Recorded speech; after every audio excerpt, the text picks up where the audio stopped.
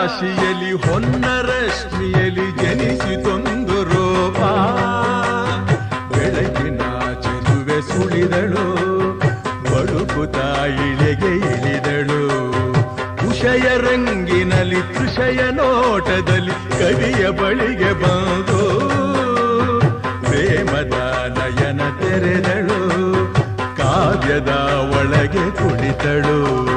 ಕಲಕಲಗೊಂಡವು ತ್ರಿಪದಿ ಪದಗಳು, ಪರವಶಗೊಂಡವು ಸಕಲ ರಸಗಳು.